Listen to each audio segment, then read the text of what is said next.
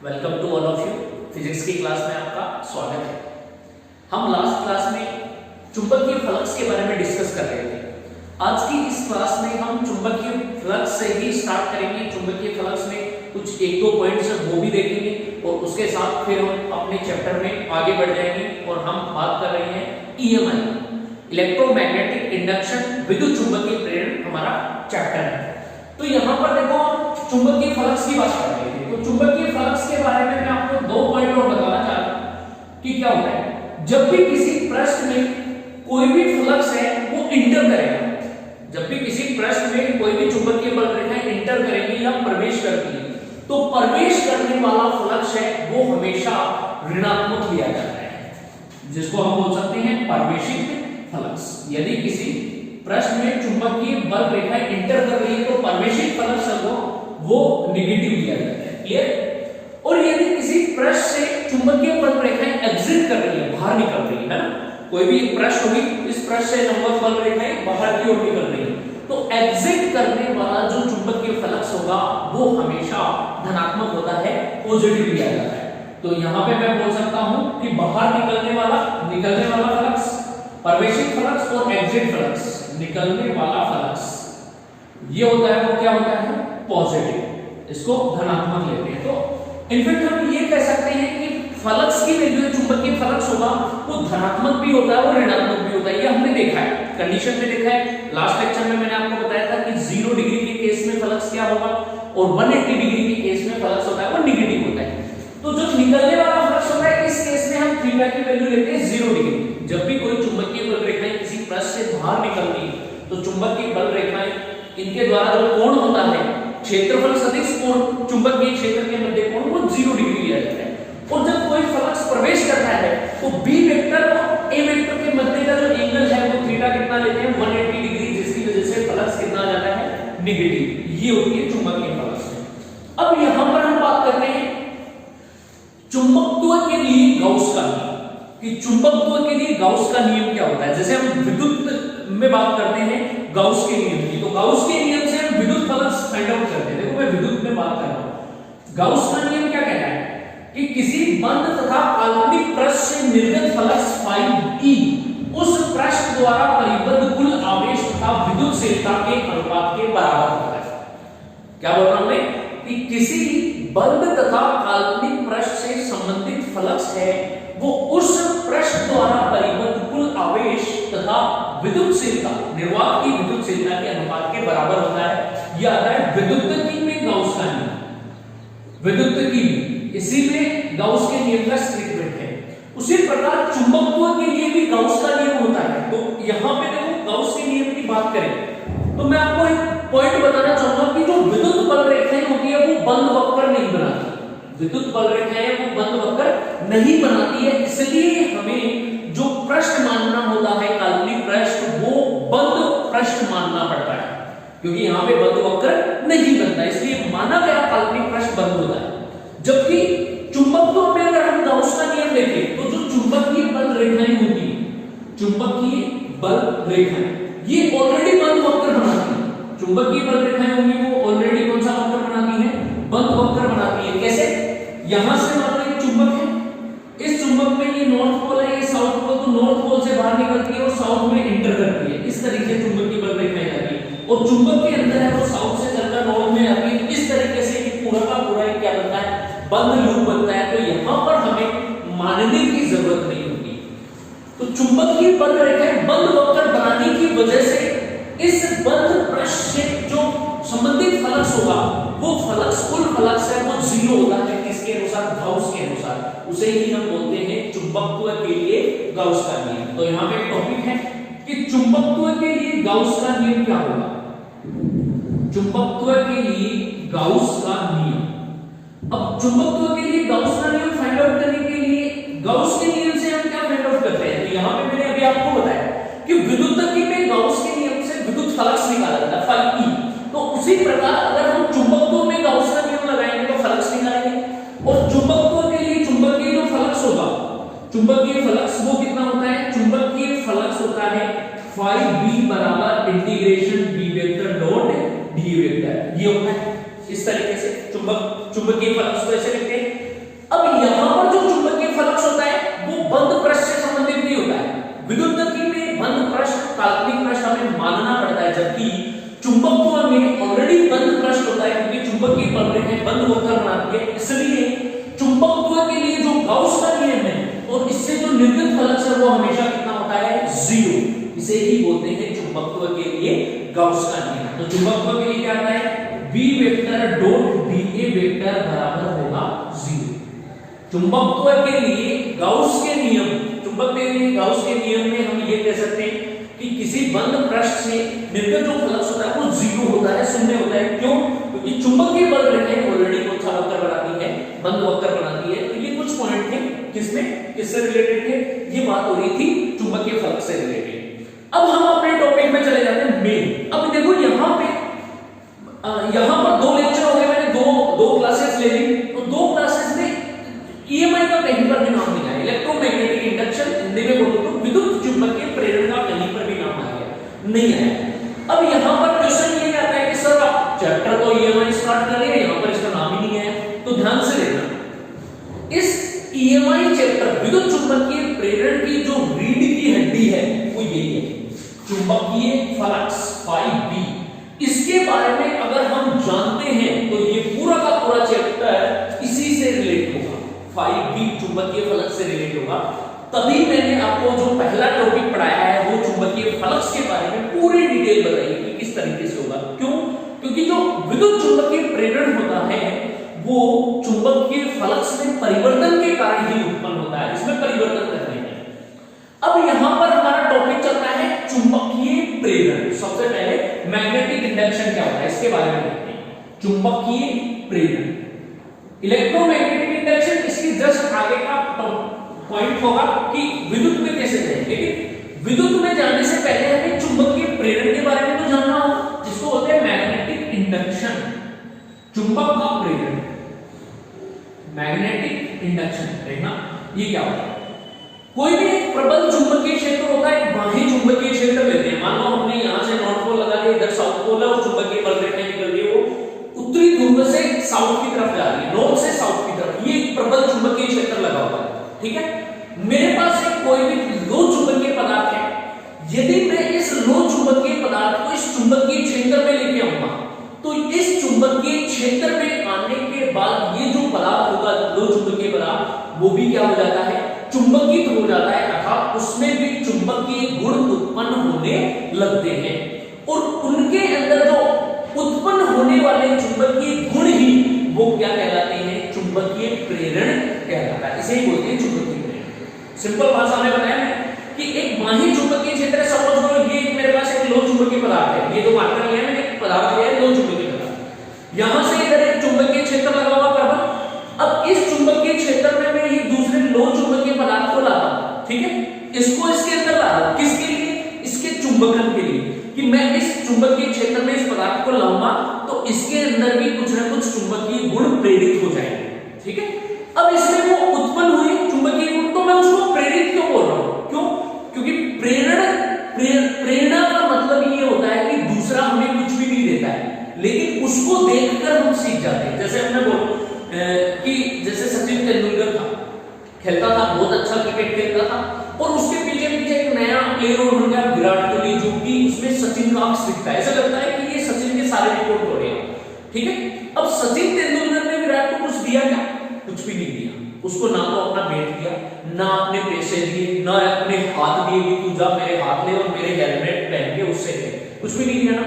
अगर विराट कोहली ने किसी को माना है तो कोई प्रेरणा स्रोत माना होगा, कि प्रेरणा स्रोत है कि ये मेरा इंस्पिरेशन है, इसकी तरह मैं खेलूंगा, मतलब उसको देखकर प्रेरणा लेना, वो होती है प्रेरणा इंडक्शन, प्रेरित होना उसको बोलते हैं। तो यहां ध्यान से समझना एक वर्ड आता है प्रेरण। प्रेरण का मतलब होता है प्रेरित होना, प्रेरित, ये प्रेरण होता है इंडक्शन। इसमें बात करते हैं कि एक बाह्य चुंबकीय क्षेत्र हमने लगा दिया।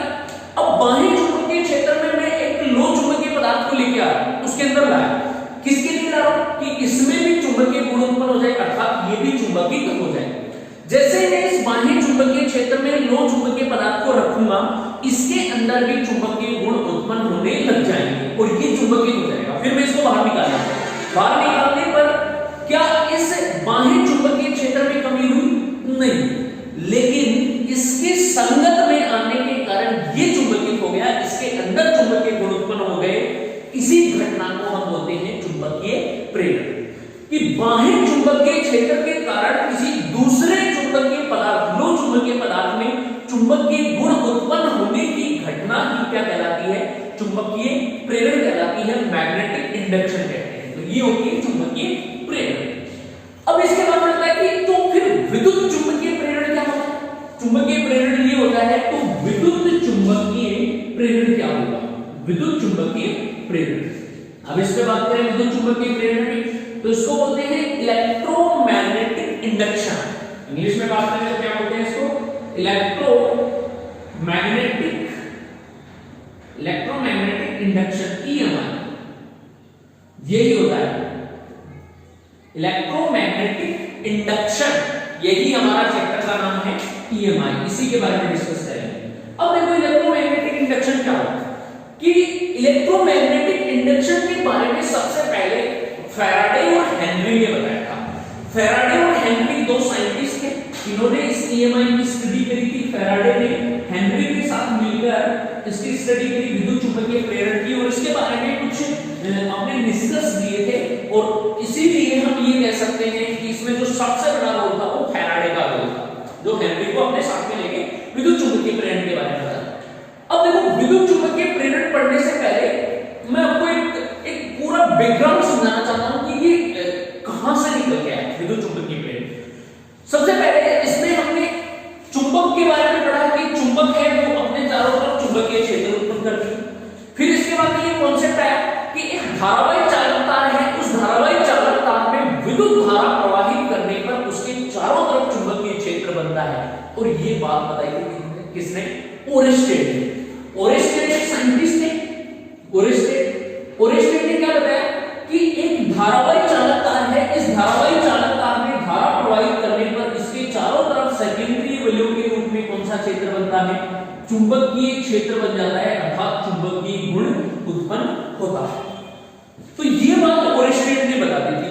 अब यहां पर फैराडे और हेनरी ने क्या सोचा कि ओरेस्टेड जब धारा प्रवाहित करके, विद्युत धारा प्रवाहित करके चुंबकीय क्षेत्र उत्पन्न कर सकता है या चुंबकीय गुण बना सकता है, तो क्यों न हम इसका उल्टा करें, जस्ट इसके विपरीत करें कि जब ओरेस्टेड विद्युत धारा से चुंबकीय क्षेत्र बना सकता है, तो क्यों न हम चुंबकीय क्षेत्र से विद्युत धारा बनाएं। और इसी घटना को बाद में नाम पड़ा विद्युत चुंबकीय प्रेरण। तो फैराडे और हेनरी ने किसके द्वारा विद्युत धारा उत्पन्न करी? चुंबकीय क्षेत्र के कारण। कि चुंबकीय क्षेत्र से क्या उत्पन्न करी उसने? विद्युत धारा का बारे में स्टडी करना और विद्युत धारा उत्पन्न करने की घटना की व्याख्या करी। और इसी घटना को बाद में बोला गया विद्युत चुंबकीय प्रेरण। क्लियर है? चुंबकीय प्रेरण के द्वारा विद्युत उत्पन्न करना, ये चीज देखो कहां से है ये कॉन्सेप्ट कि ओरेस्टेड ने बताया कि धारा प्रवाहित करने पर चुंबकीय क्षेत्र बन सकता है। तो फैराडे और हेनरी ने सोचा क्यों ना हम उल्टा करें कि चुंबकीय क्षेत्र लगाकर धारा प्रवाहित करें, धारा बनाए। तो बहुत अच्छा कॉन्सेप्ट है, देखो अपने आप सुनने में बहुत अच्छा लगता है, क्या बात है, फैराडे और हेनरी ने क्या काम किया, बहुत अच्छा काम किया। तो यही विद्युत चुंबकीय प्रेरण था। अब विद्युत चुंबकीय प्रेरण में हम देखते हैं कि किस तरीके से फैराडे और हेनरी ने सोचा, उस पर बात करेंगे एक करके पॉइंट वाइज। अब हम बात करते हैं विद्युत चुंबकीय प्रेरण पे। तो विद्युत चुंबकीय प्रेरण के लिए फैराडे और हेनरी ने एक्सपेरिमेंट किया, उस पर हम बात करते हैं। फैराडे और हेनरी दोनों ने मिलकर अपने एक्सपेरिमेंट किए। अभी यहां पे मैंने बताया आपको कि विद्युत धारा प्रवाहित करके चुंबकीय क्षेत्र उत्पन्न करने की घटना के बारे में बताया ओरेस्टेड ने, और इसका जस्ट उल्टा एक्सपेरिमेंट किया था फैराडे और हेनरी ने। क्या किया होगा फैराडे और हेनरी ने? सोचो, एक स्टोरी बनाता हूं, देखो मैं कैसे किया।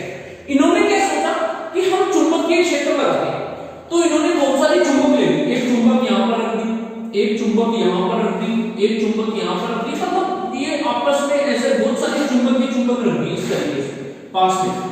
ऐसे तो किया होगा इन्होंने, सोचा होगा कि ये north pole south pole, north pole south pole, north pole south pole, यहां से ये बहुत सारे चुंबक इन्होंने पास रख दी ताकि क्या बने?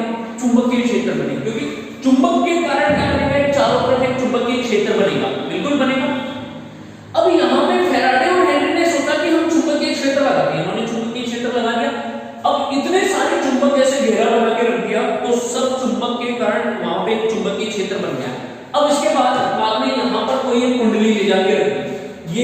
वायर मान लो ये कुंडली ले जाके रख दी और इन्होंने ये सोचा कि इस कुंडली में क्या आना चाहिए, विद्युत धारा आना चाहिए, क्योंकि इस चुंबकीय क्षेत्र में हमने कुंडली वायर को ले जाके रख दिया।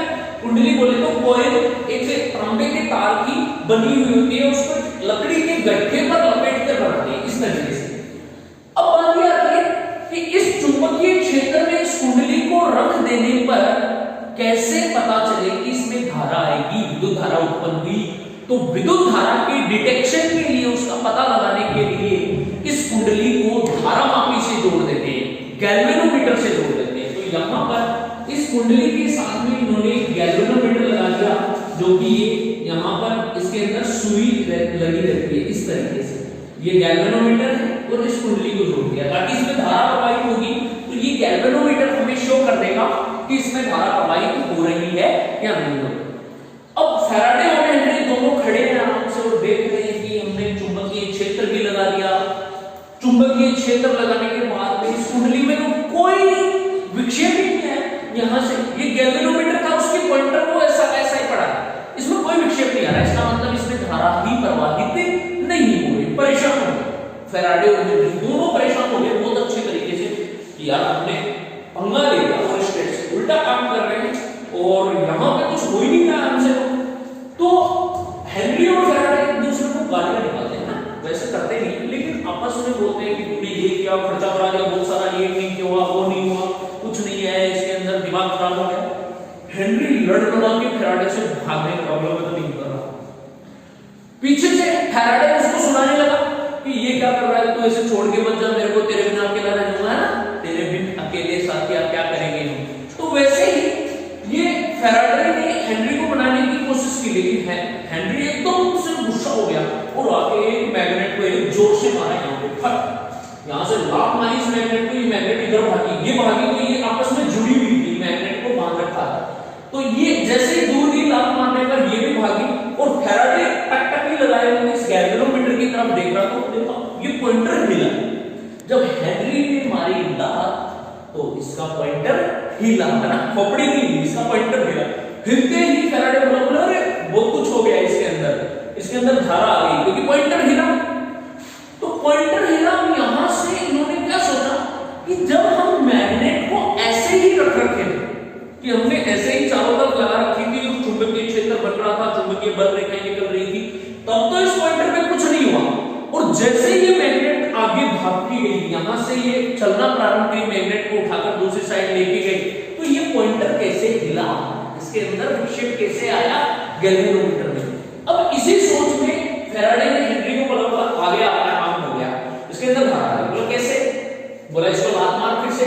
तो इसको पकड़ के इस मैग्नेट को इधर खींचा, खींचते ही देखा ये पॉइंटर हिला।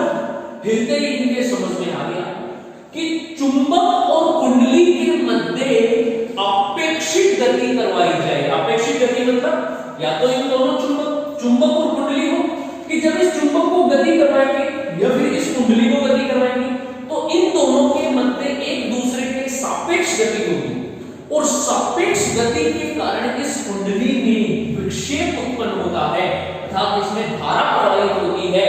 और धारा प्रवाह के कारण यहां पर ये कह दिया किसने, हेनरी और फैराडे ने हेनरी के साथ मिलकर ये कह दिया कि लो जी देखो, हमने चुंबकीय क्षेत्र के कारण क्या उत्पन्न कर दी, विद्युत धारा उत्पन्न कर दी। और इसी घटना को क्या कहते हैं, विद्युत चुंबकीय प्रेरण कहते हैं। अब इसको थोड़ा सा अरेंज कर देते हैं, काफी अच्छी है ना, बहुत अच्छी सी स्टोरी हमने बना ली। इस स्टोरी के थोड़े टुकड़े लेके और अरेंज करके अच्छी सी डेफिनेशन बना के प्रेजेंट करते हैं कि ये लो विद्युत चुंबकीय प्रेरण की डेफिनेशन आ गई।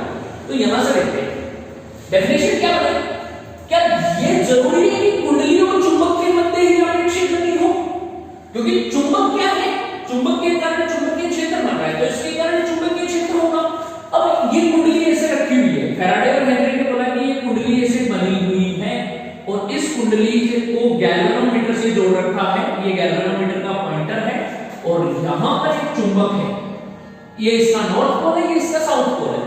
जब इस चुंबक को गति करवाते हैं, इसके पास में लाते हैं, कभी इसके पास में लाते हैं, कभी दूर ले जाते हैं, कभी पास में लाते हैं, कभी दूर ले जाते हैं, मतलब अपेक्षित गति करवाते हैं। तो यहां से जो चुंबकीय बल रेखाएं निकल रही है, जो इस कुंडली से गुजर रही है, इस कुंडली से ऐसे गुजर रही है ना, तो इन चुंबकीय बल रेखाओं की जो कि कुंडली के लंबवत गुजर रही है उसे हम क्या कहते हैं, किसी पृष्ठ के तल के लंबवत, क्योंकि कुंडली ऐसे घूम रखी है, जब ये गोल गोल घूम रखी है तो यहाँ पे ये पृष्ठ तो क्या है, वर्ताकार सामने वाली पृष्ठ, तो इस पृष्ठ के लंबवत गुजरने वाली चुंबकीय बल रेखाओं की संख्या क्या कहलाती है, चुंबकीय फ्लक्स, Φb। क्या कहलाता है, चुंबकीय फ्लक्स कहलाता है Φb। अब जब इस कुंडली को अपेक्षित गति करवाते हैं तो इस पृष्ठ से गुजरने वाली चुंबकीय बल रेखाओं की संख्या घटती बढ़ती है, पास में लाएंगे तो बढ़ जाएगी, दूर ले जाएंगे तो घट जाएगी। जब पास में ला रहे हैं तो चुंबकीय बल रेखाओं की संख्या बढ़ी, मतलब चुंबकीय फ्लक्स बढ़ा, और जब दूर लेके गए तो चुंबकीय बल रेखाओं की संख्या घटी, चुंबकीय फ्लक्स भी घटा था। हम ये कह सकते हैं कि इसमें परिवर्तन हुआ, चुंबकीय फ्लक्स में परिवर्तन हुआ। अल्टीमेटली ये कह सकते हैं किसमें परिवर्तन हुआ, चुंबकीय फ्लक्स में परिवर्तन। और जब चुंबकीय क्षेत्र के तीव्रता में परिवर्तन करने पर चुंबकीय फ्लक्स में परिवर्तन होता है, और इसी चुंबकीय फ्लक्स में परिवर्तन के कारण इस गैल्वेनोमीटर में क्या आता है, विक्षेप आता है। और जब इसमें विक्षेप आता है तो हम क्या कह सकते हैं, इसमें क्या प्रभावित हो गई, कि इसमें प्रेरित धारा उत्पन्न हो गई, और प्रेरित धारा आई तभी तो इसमें विक्षेप से होगा। और धारा कब आ सकती है, धारा बिना वोल्टेज के तो नहीं आ सकती, इसलिए धारा इसका मतलब क्या हुआ, धारा आने के लिए ये जरूरी है कि इसके अंदर कुछ न कुछ वोल्टेज आया है। अर्थात हम ये कह सकते हैं कि इसके अंदर थोड़ा सा, है ना, थोड़ा सा कुछ न कुछ विद्युत वाहक बल, विद्युत वाहक बल को क्या बोलेंगे हम, ईएमएफ। ये ईएमएफ है वो क्या हुआ है, इसके अंदर प्रेरित हुआ है, क्या हुआ है, प्रेरित। और इसी प्रेरित इसी प्रेरित होने वाले ईएमएफ को बोलेंगे प्रेरित विद्युत वाहक बल। और इसी प्रेरित विद्युत वाहक बल के कारण इसमें क्या प्रवाहित होती है, प्रेरित धारा, और इसी घटना को हम क्या कहते हैं, विद्युत चुंबकीय प्रेरण। अब अरेंज कर लेते हैं थोड़ा सा, कि जब किसी कुंडली और चुंबक के मध्य अपेक्षित गति कराई जाती है तो कुंडली से संबंधित चुंबकीय फ्लक्स के मान में परिवर्तन होने से इस कुंडली में एक विद्युत वाहक बल प्रेरित हो जाता है, जिसके कारण इसमें प्रेरित धारा बहती है, अर्थात कुंडली, धारावाहिक कुंडली के जो धारा मापी लगाता है उसके विक्षेप उत्पन्न हो जाता है, जिसके कारण प्रेरित धारा की उपस्थिति को बताया जा सकता है। और इसी घटना को हम क्या कहते हैं, विद्युत चुंबकीय प्रेरण कहते हैं। तो इसी प्रकार ये फैराडे और हेनरी ने मिलकर ये बता दिया कि चुंबकीय क्षेत्र लगाकर भी धारा उत्पन्न की जा सकती है, अर्थात चुंबकीय क्षेत्र में परिवर्तन करके। और जब चुंबकीय क्षेत्र में परिवर्तन होता है अपेक्षित गति के कारण तो चुंबकीय फ्लक्स परिवर्तित होगा, और चुंबकीय फ्लक्स में परिवर्तन होगा तो एक विद्युत वाहक बल प्रेरित होगा, ईएमएफ। और जब विद्युत वाहक बल प्रेरित होगा तो इस कुंडली में क्या बहेगी, प्रेरित धारा बहेगी, प्रेरित विद्युत धारा। और इसी घटना को कहते हैं विद्युत चुंबकीय प्रेरण। तो ये फैराडे और हेनरी ने बताया, इन्होंने अपने प्रयोग भी किए थे, उस प्रयोग के बारे में डिस्कस करेंगे। लेकिन आपको ये क्लियरली तो आएगा, थोड़ा फील आया ना यहाँ से कि विद्युत चुंबकीय प्रेरण कैसे है। जैसे ऑनेस्टीन ने बता दिया था कि चुंबकीय क्षेत्र उत्पन्न होता है, धारा प्रवाहित करने पर चुंबकीय क्षेत्र आता है, वैसे ही फैराडे और हेनरी ने बता दिया कि चुंबकीय क्षेत्र में परिवर्तन करके भी हम प्रेरित धारा उत्पन्न कर सकते हैं। ये धारा होती है, ये प्रेरित होती है, ये होती है अल्पमान की धारा, बहुत कम धारा होती है अल्पमान की धारा, लेकिन होती तो है ना। इन्होंने धारा को क्या कर दिया, प्रेरित कर दिया। तो इसी घटना को कहते हैं विद्युत चुंबकीय प्रेरण। ठीक है, तो आज के लेक्चर में हमने थोड़ा सा ये देखा कि किस तरीके से हम प्रेरित विद्युत चुंबकीय प्रेरण के बारे में पढ़ेंगे, जहां पर प्रेरित विद्युत वाहक बल के बारे में भी दिखाया। अब ये पूरा टॉपिक इसी के आसपास अराउंड घूमेगा, बस एक वर्ड का ध्यान रखना, चुंबकीय फ्लक्स, इसी का माया जाल है पूरा। चुंबकीय फ्लक्स की माया है इस पूरे चैप्टर में, और ये चुंबकीय फ्लक्स अगर आ गया आपको तो समझो ये चैप्टर भी आपके लिए कुछ भी नहीं है, बहुत कम हो जाएगा। ये एकदम से ऐसे लगने लगेगा कि उंगलियों पे आ गया ये चैप्टर। क्लियर? तो आज की क्लास में इतना ही, नेक्स्ट लेक्चर में हम